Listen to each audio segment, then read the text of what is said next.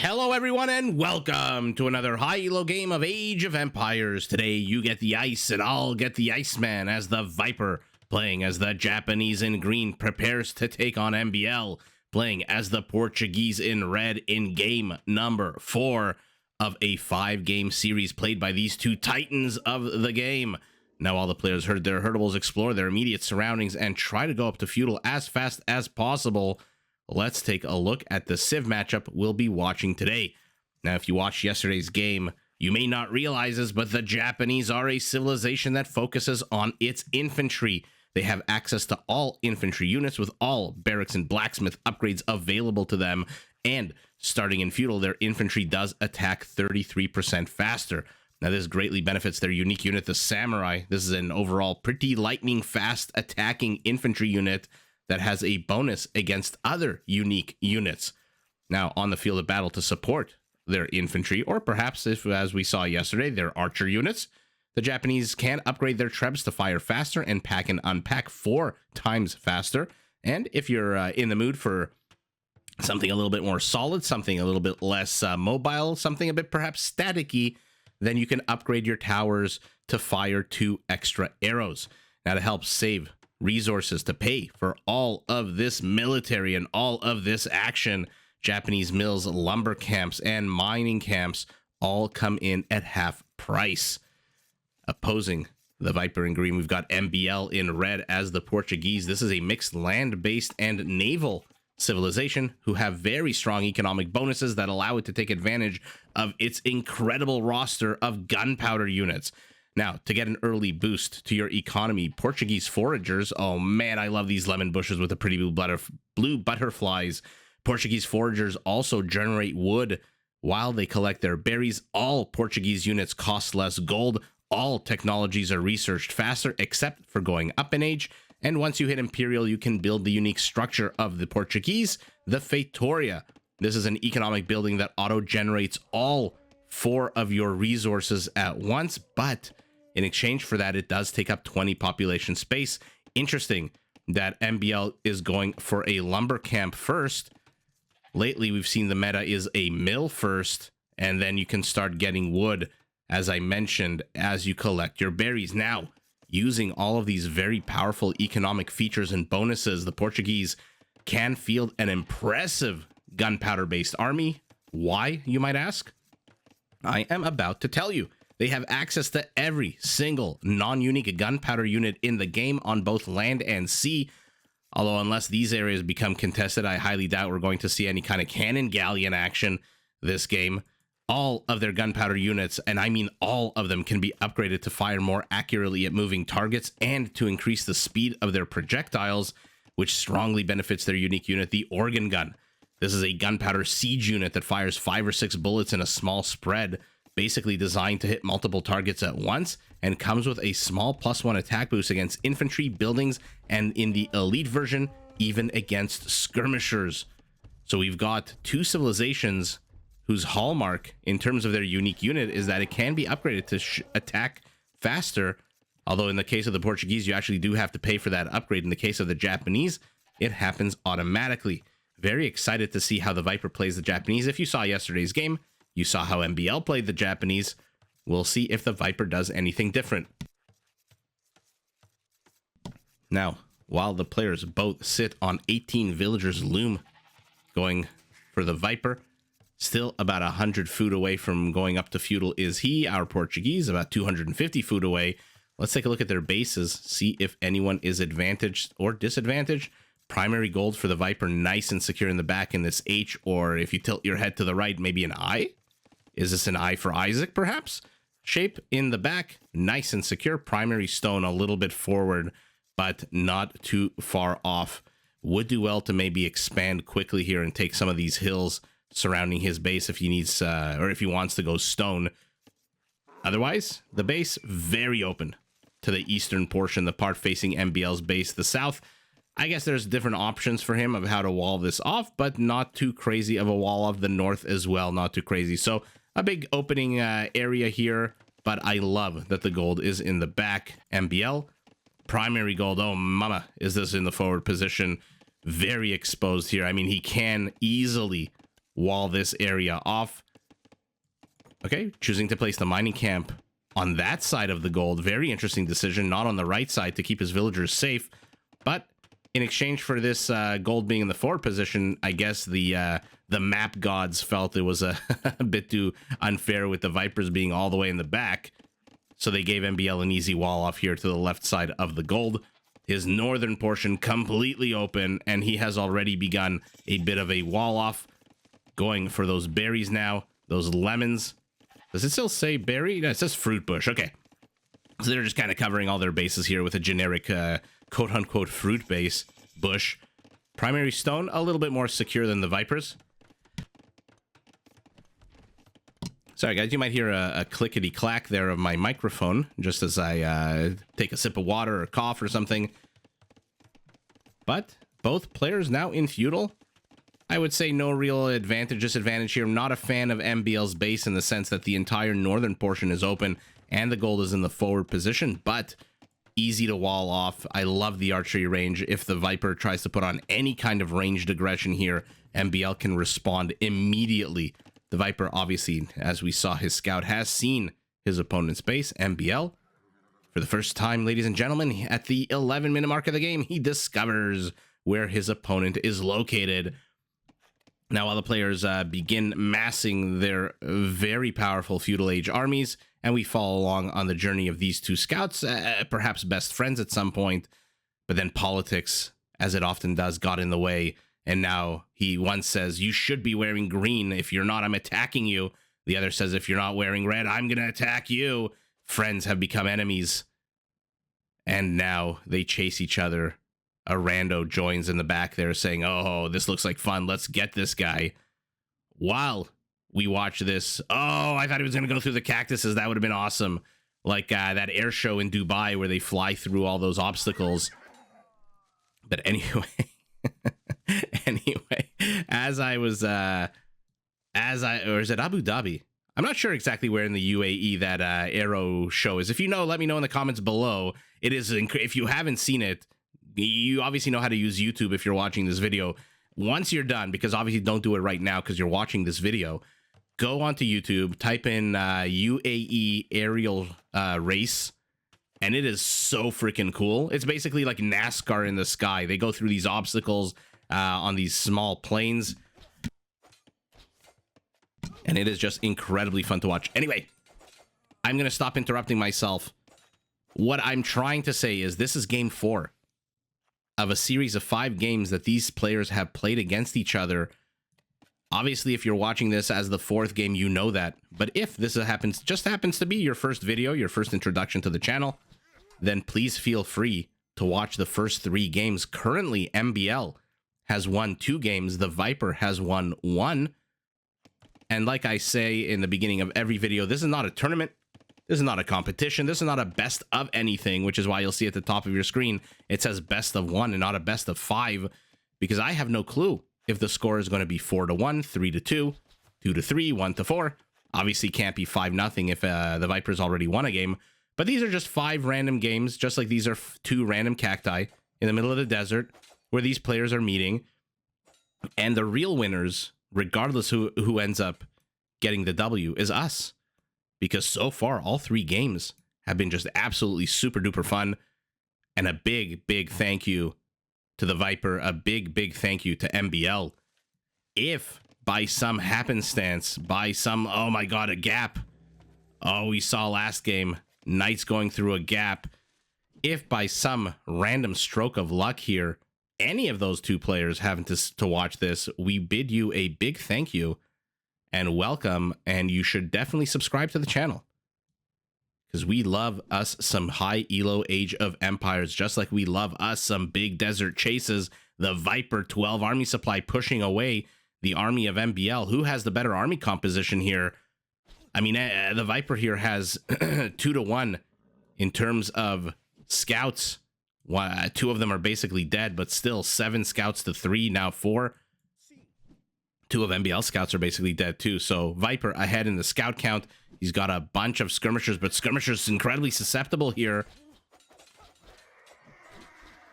I still don't know who really has the better army here. It, as always, depends on the engage. As I say that right now, it definitely does seem like the Viper's got the better army because he has managed to kill more of MbL's units. I don't know if MbL went a little bit too hodgepodge. A few spearmen, some archers, but the skirmishers really, the bait, the chum in the water that the Viper throws in so that MbL moves forward, and then the Viper can pounce with 7 of these scout cav, already 4 kills on them.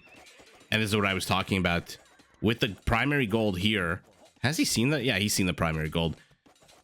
The fact that I love, by the way, that he destroyed the 2 palisades that were here. I think was there a house or 2 palisades, whatever it was here, destroyed it, and is now using military buildings as part of the wall off. And now Viper getting chummed by MbL. He will lose his entire army, and all of a sudden, just like that,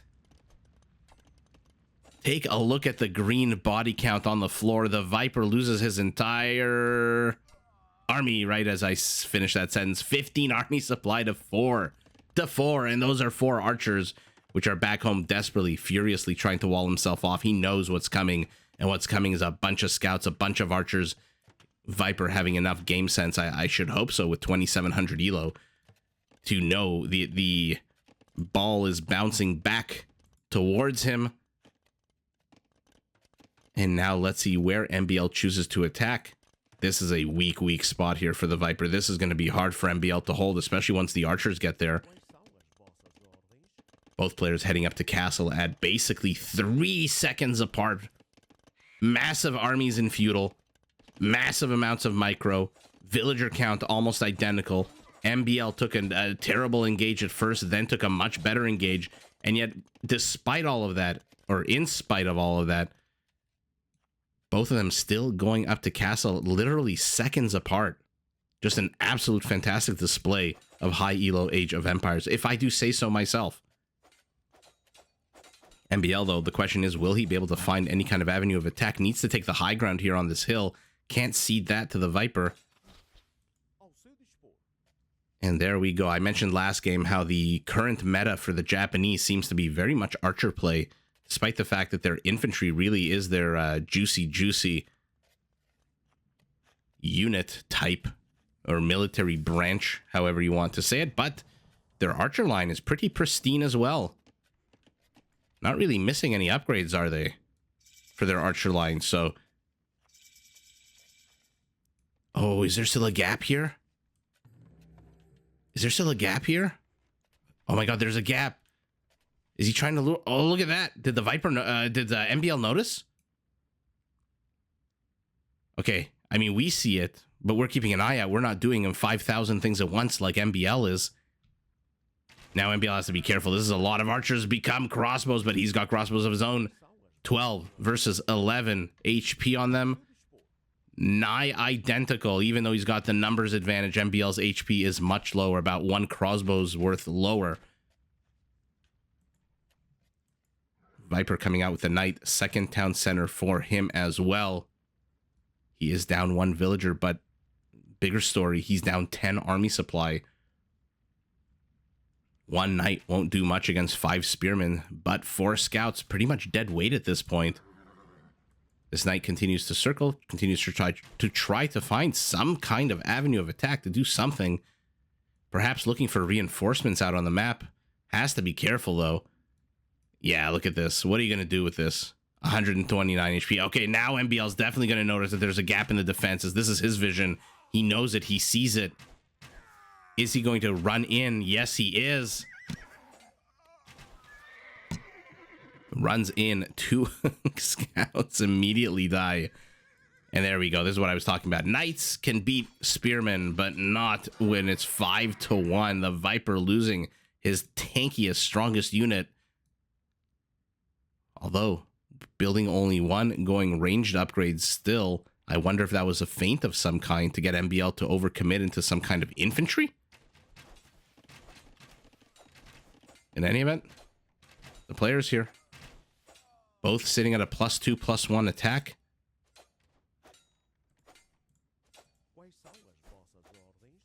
What's attacking something? Oh, you. Okay. One scout distracting or trying to distract the Viper, who puts his crossbows in the town center for a second. I wonder if that was on purpose or if there's some kind of mistake that he made. Maybe he wanted to heal them. Maybe he wanted to protect them, thinking that MbL was about to enter his base. MbL also now has a second town center behind this. What does he have? Not too much. One of everything. A blacksmith, a barracks, a stable, and an archery range. But MbL, siege workshop, and a monastery. If not for the monastery, I'd say this is a Hwang style opening from him. Has the Viper seen this? Yes, he has. So he sees it. He immediately puts up his own mangonel on the production tab. Mangonel on the production tab. Let's zoom out and see what's going on here. We've got a university, 2 archery ranges for our Japanese, the blacksmith, the siege workshop, and besides the barracks, we've got another stable. Okay, now it looks like he's transitioning to cavalry. Not a bad idea if your opponent is going mangonel. A quick snipe of that mango would go very far right now for the Viper, who is pulling MbL's entire army away. Look at this. Look at this. The dodging. This is the Vince Vaughn crossbow. That was a dodgeball reference if you guys were not aware. Beautiful micro out of the Viper. Look at him microing his heart out. But at the end of the day, all of this micro means that these guys are just moving around and not shooting. Which means that MbL is having a field day taking down these crossbows. Not too sure who, if anyone has the high ground advantage here. Look at the Viper. Look at the Viper trying to dance the night away. But unfortunately for him, a little bit too much micro. And MbL finally loses the last vestiges, the last remnants of his Feudal Age army behind this. Seems to have been a bit of a mango war over here. 1 kill for the Vipers, who is now sitting pretty to the north of MbL's base with a few crossbows. Are there any villagers here to annoy? Not really. I mean, he can try to go to the east here. Oh, there is one. Oh, he doesn't notice. He's gonna die. Okay. The Viper, at the 29-minute mark of the game, gets his first villager kill. Oh, mutually assured destruction of mangonels. Decides to delete his own crossbow, does the Viper, instead of letting MbL take possession of it. Possession both in the legal sense and in the voodoo, scary movie possession sense. I'm not sure that crossbow's head would do a 360 like in the Exorcist, but in any event, we continue to have ranged wars here. But take a look, the Viper, with bloodlines, with scale barding armor, is he looking to transition into something a little bit quicker, something a little bit more in your face, otherwise known as melee, otherwise known as cavalry? 5 on the production tab. He sees the monks. He knows that he can't do anything with crossbows at the moment. There's 3 freaking mangonels, a 4th one in the production tab. He doesn't know that there's a 4th one in the production tab, but we do, because we have that God's Eye caster view, a 3rd town center for MbL, rather. A 3rd town center, as we just saw already, up for the Viper. By the way, where are his stables? Oh, they're nice and in the back. Wow, MbL has no inkling of what's about to hit him.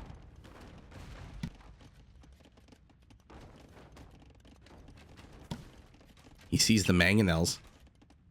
He probably thinks, you know what? The Viper is just going to try to outmuscle me and out-micro me, because that's something the Viper would do. In the meantime, +1 attack. Oh, is this a little bit too early? Yeah, I was going to say +1 attack in 30 seconds.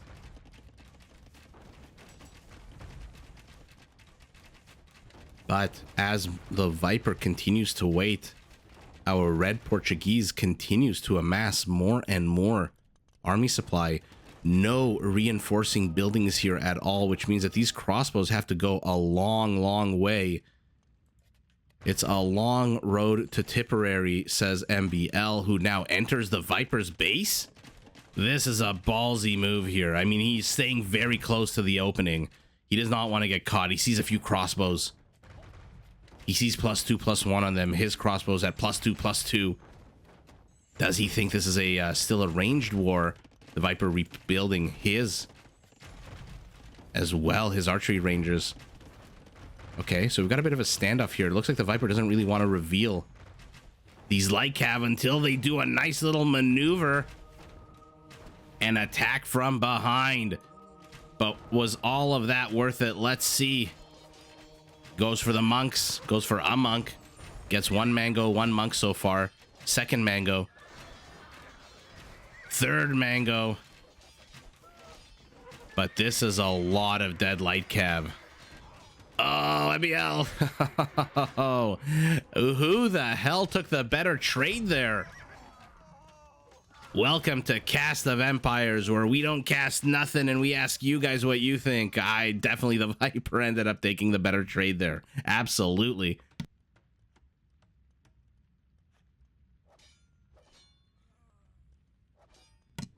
And now, fresh off the heels of that victory, realizing there's no point in engaging into these structures with light cav. They're going to take about 1,000 years to demolish those structures, especially with only a +1 attack. Look at the Viper, so confident that he can start putting on the aggression that he is getting a slew of economic upgrades. Little does he know, or maybe he does because he saw his score go down. MbL is going up to Imperial. 0 stone for either player.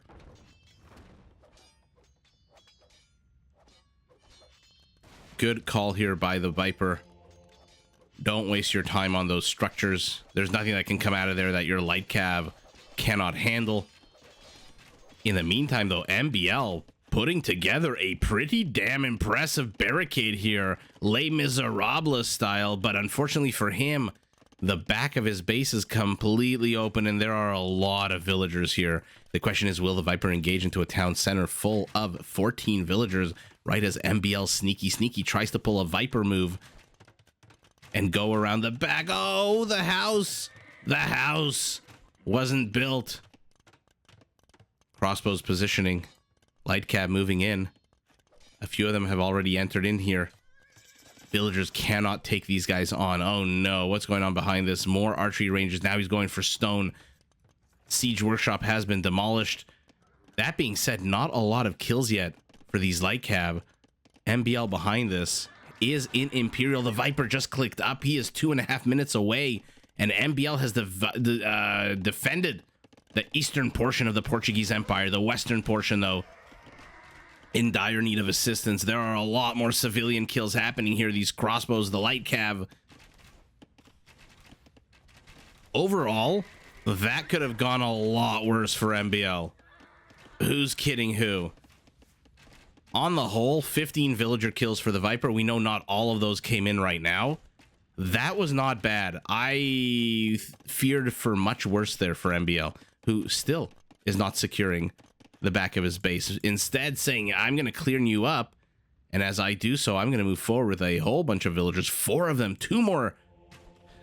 What is he expecting to see? 2 more monasteries, 2 more siege workshops. And he is back where he was 5 minutes ago. Now it's his turn to get revenge on the Viper. Civilian kills left, right, and center. But the Viper's already transitioning into elite skirmishers. Will be able to absolutely wreck these crossbows.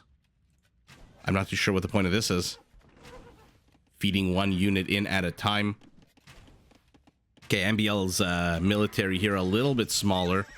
So the Viper engaging with it, but get to the high ground. Oh no, he's engaging with the Viper, who looks like he might be on the high ground here. At least one of the skirmishers definitely looked like they were on the high ground. I love this movement by MbL, by the way. Staying within the minimum range of the elite skirmishers. Knowing that these light cav attack on an 8 and these guys have 2 armor, meaning they do 6 damage a pop to a unit that has 35 HP, so 6 shots needed. Bombard cannon, already 2 kills. Monks shooing away elite skirmishers, not something we see every day.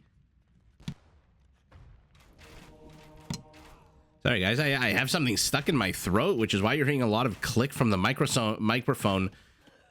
Crossbows are now arbalests. Oh, my goodness. Things are going from bad to worse here for the Viper. An ineffective raid in MbL's base leads to a complete counterattack. This is what, the 4th counterattack in this game by the players? Each one first attacking the other, each one losing. Remember, MbL took a shitty fight in the beginning of the game.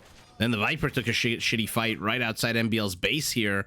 Then MbL flew back to the Viper's base and took a shitty fight. Then the Viper took a shitty fight. If only I could title the thumbnail, Shitty Fights Galore. That would be a bit misleading. So far, the fights have been freaking awesome. More and more reinforcements streaming from the Viper from the north, from the south, from the west. He is going for those bombards. But arbalests have something to say about this. My goodness. MbL. The only issue for MbL right now that I can see is that he is down about 30, not about, exactly 30 villagers. So the longer the Viper holds onto this, the more the clock goes tick, tick, tick. And just like Captain Hook, who gets scared when he hears the clock go tick, tock, tick, tock, MbL is going to start getting scared because there is a timer on this attack. And arbalests are absolutely fantastic. And as they snipe, 1 or 2 skirmishers are fantastic. But the Viper is going up to 39. 39 elite skirmishers. And they are starting to clump. And if he can get rid of some of this siege, the Viper is going to be able to absolutely wreck the ranged units out of his opponent. And again, just like MbL did yesterday, it looks like the Viper is going ranged units. And he's catching reinforcements. Epic play by the Viper. Man, it really seemed like he was in trouble here. Distracting the MbL to the center of the map while his skirmishers continue to pick off reinforcements. Castle in perhaps a very strange location for the Viper. Does not want that castle to be seen. I don't know what the point of that castle is except to hide it from MbL. And I wonder if that means we're going to see some samurai. We got to see a few yesterday, but the game ended before it really could get into full-blown samurai mode. God, elite skirmishers so freaking powerful. Fully upgraded as well. Parthian tactics. Also for the Viper.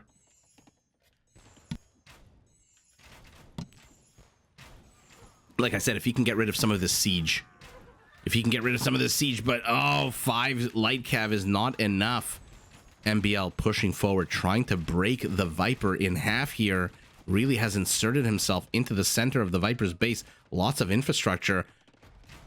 Perhaps if there were a few trebs, even 1 treb with this army, more bombards, the Viper would maybe feel a little bit inclined to GG, but so far, Lion chasing. 0 kills. He is in the minimum range. Skirmishers ignore. Skirmishers are attacking villagers. Castle is up. What's being researched? Absolutely nothing. Viper making his buildings a little bit tankier. MbL moving forward with a monastery, but again, take a look. Now he's down 36 villagers. So the Viper at some point is going to be able to replenish his army at a rate that is just not sustainable for MbL. And unless MbL upgrades these mangonels to something a little bit tankier, I mean, that mangonel dies. I was going to say, unless he can upgrade that to something a little bit more tankier, there's just no longevity here. You can't... There's no... Do you guys see any red dots on the minimap streaming forward? There are none. MbL is not and cannot reinforce this army, while the Viper with the home turf advantage very much can, especially now that the cavalry archers are out with 6 pierce armor. And yes, they might be dying. Yes, the arbalests might be doing a fantastic job for MbL here. And yes, the skirmishers might be doing a little bit of damage, but there are no reinforcements. Do you see a single reinforcements? In fact, they're going home. Oh my goodness. The Viper holding this in a fantastic, stylish way, using elite skirmishers at first to tank, getting his villager count up. And now in the game of ping pong that is this particular game of Age of Empires, it is the Viper's turn to bounce back towards his opponent's base army supply, almost double. He is supply capped. 200 supply MbL, not even at 140. He's down 60 army supply, 28 of which is in villagers. Not too sure why he's wasting time attacking these some of this infrastructure. Get the archery ranges for sure. There's a bombard cannon here, but here's the problem. 2, 4, 5, 6 army supply, 7 army supply is trapped. They are under siege, and there is no Steven Seagal to help them come out from siege. In the meantime, 28 of this army supply, more than half, is snaking around the back here, hoping to catch a few of these heavy cav archers who have, again, not heavy, rather, just regular cav archers who, again, have 6 pierce armor. And what an absolute boss hold here from the Viper, who for time number 3, I think, is putting the pressure on his opponent's base this game. 2 or 3. I can't believe he's distracting this entire force of MbL. The only problem for the Viper is MbL is building up quite an army count. 40 arbalests are not anything to scoff at. Yasima towers are on the way en route. He's got 1,200 stone. I don't see a single one being built on the map, but like, take a look. MbL discovers the castle. As it fires arrows into his face, hoardings will make that building a little bit chunkier. Losing his infrastructure to the center. Would love to see a single ram out of the Viper, but unfortunately for him, he can't. There's no army supply. Now they are heavy cav archers. Now they are fully upgraded. And now MbL is in serious trouble. Even these basic bitch mangonels are not going to accomplish much. Are they even enough to one-shot any of these ranged units anymore? I don't think so. I don't think they're even enough to one-shot an elite skirmisher. Oh no, and he does not have the resources to upgrade them to an onager. This is what I was talking about. Unless MbL can get... Oh god, he built another bombard cannon in here. Why? 450 resources down the shitter. Another castle. Treb finally coming out. I think once he sees this Treb, MbL is going to realize, ruh-roh. What would Scooby-Doo say? Ruh-roh! I'm in trouble. And I think he's going to realize that he's just way too far behind. A slaughter happening to the south. A slaughter about to happen here to the east. But the real story is this trebuchet is taking a bunch of damage. Does lose it. Good pickoff for MbL.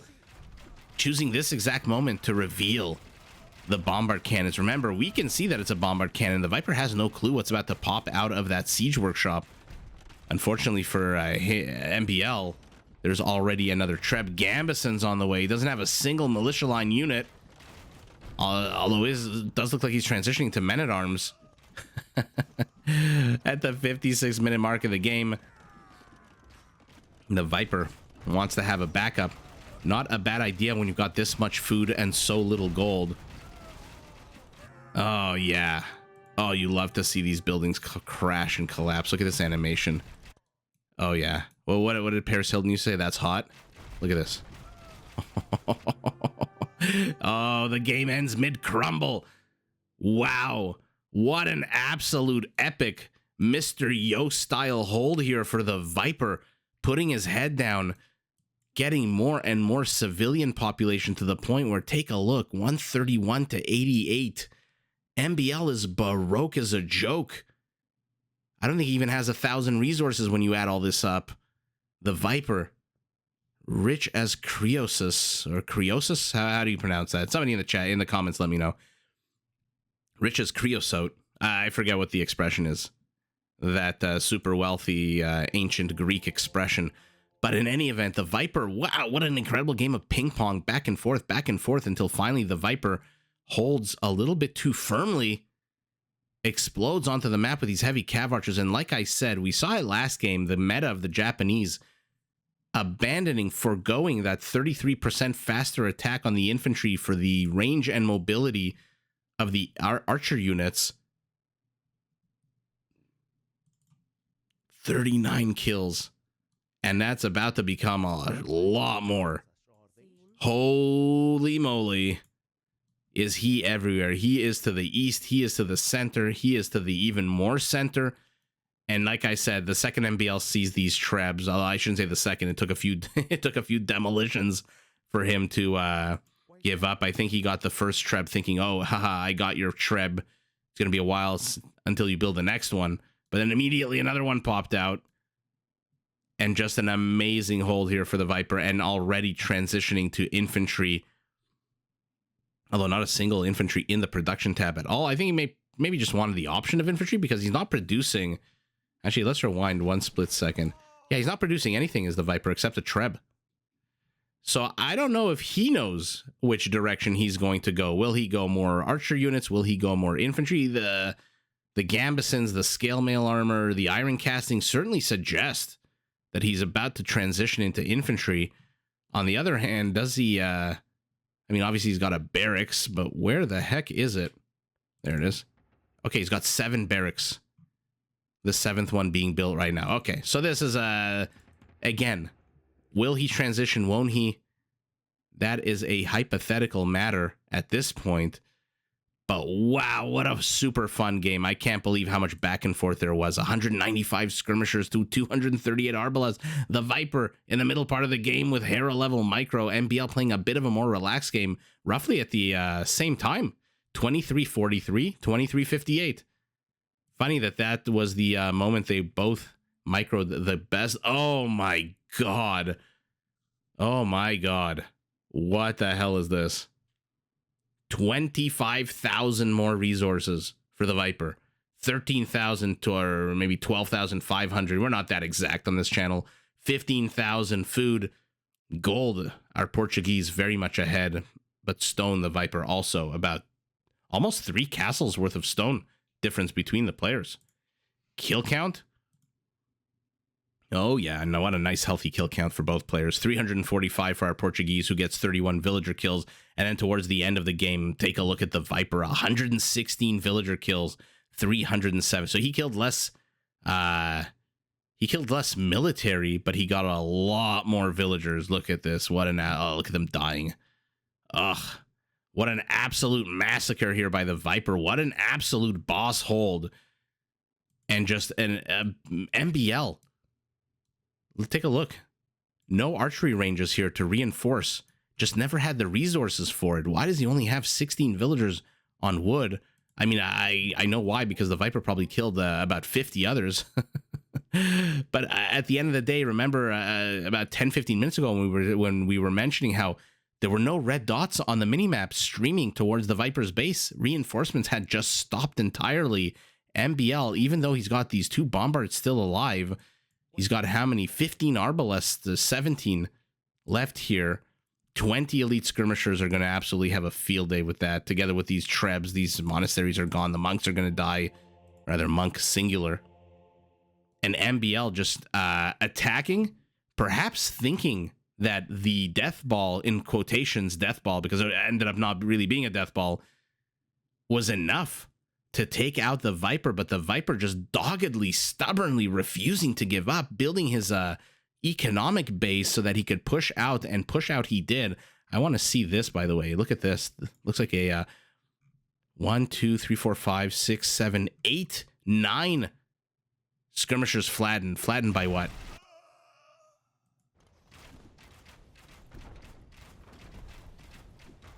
Oh, looks like we missed a bit. Okay. Looks like perhaps mangonels and arbalest. But yeah, MbL, like I said, that mangonel's not going to do anything at this stage of the game, and did not have the resources to upgrade it to onager. I don't think the Portuguese get siege onagers. Correct me if I'm wrong. But they do get regular onagers, which could have been perhaps more helpful than just a regular mangonel. But overall, wow, what a fun game number 4. The quote-unquote series, the set of 5 games at the end of game 4. We are tied 2-2. I don't know about you, but I am incredibly excited for tomorrow, where we watch the... What the hell is this? The hell is this? This moss? Anyway, I'm very... Oh, it's from the building. It's these trees or whatever. Interesting. In any event, I am incredibly excited for tomorrow. So far, all 4 games have been absolutely fantastic. You know, a lot of times when players meet on ranked ladder, the games last like 15 minutes, sometimes 5 minutes, sometimes 21 minutes, and the games never fully mature and develop like a fine wine into, you know, the 56. Now, I know my videos compared to perhaps some other casters are on the longer side, but that's just because I absolutely love these longer games. I love it when they get into the 40 to 60 minute mark is really where militarily things start to get very jankety and fun. And that's why you'll very rarely you'll see on my channel a game that lasts 15 minutes unless I watch it and it absolutely strikes me as something brilliant, or one of the players just makes such a huge mistake that I think it's very instructive for us to watch it and realize that, hey, even Titans fall sometimes. And on the whole, that rarely happens. On the whole, you know, the shorter games aren't as exciting, but man, I am very happy that these 4 games have been pretty damn fun and exciting. And by the way, we're seeing some replication of Civs too, which is super fun. The Viper, I think, played Incas twice. Both players have now played the Japanese. Both players have gone archers with the Japanese. And so I am very excited for game number 4. I'm not going to spoil anything because I don't know what happens at the time of... obviously at the time you hear my voice right now, I know what's going to happen because I've already casted, edited, and uploaded the video. But as of the moment right now where I'm sitting at home with my recording software and all that jazz, I have no clue what's going to happen in game number 5. And I am as excited as you because these are 2 amazing players. And so even though the Viper, this game, takes the W, ties up the games 2-2, GG to both players. Did you enjoy this video? Check out these other clips and make sure to subscribe and enable notifications so that you're notified of my latest uploads.